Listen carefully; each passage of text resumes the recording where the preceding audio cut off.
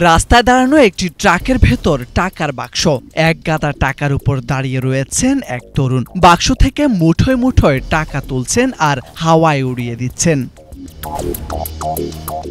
রাস্তায় টাকার এমন বৃষ্টি হচ্ছে, চারদিকে ছড়িয়ে ছিটিয়ে আছে, অথচ কেউ ছুটে যাচ্ছে না টাকার পেছনে। কয়েকজন হাতে কয়েকটি নোট নিলেও বাকিরা হেঁটে চলে যাচ্ছেন নির্বিকার মুখে। মনে হচ্ছে টাকার কোনো মূল্যই নেই তাদের কাছে। সম্প্রতি সামাজিক যোগাযোগ মাধ্যমে ছড়িয়ে পড়া একটি ভিডিওতে দেখা যায় রাস্তায় টাকা উড়ার এমন দৃশ্য। জানা গেছে ভিডিওটি ভেনেজুয়েলার সিটি স্কয়ারের একটি এলাকায়। স্থানীয় সংবাদ মাধ্যম জানায়, দীর্ঘদিন ধরে ভয়াবহ অতি মুদ্রাস্ফীতির কবলে ভেনেজুয়েলা। দেশটির অর্থনীতি এমন অবস্থায় পৌঁছেছে যে কাগজের টাকা এখন কাগজের চেয়েও বেশি মূল্যহীন।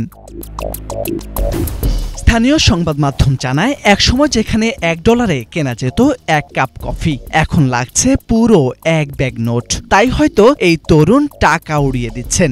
এটি তার প্রতিবাদ। ভিডিওটি প্রথম প্রকাশ পায় ডক্টর শীতল যাদব নামের একটি এক্সের অ্যাকাউন্ট থেকে। তবে এই ভিডিওর সত্যতা এখনো যাচাই হয়নি স্বাধীনভাবে।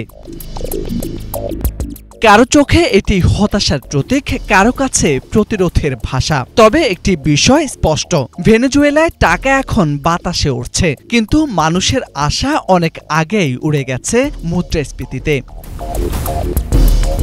মোরশেদ আলম, বাংলা ভিশন।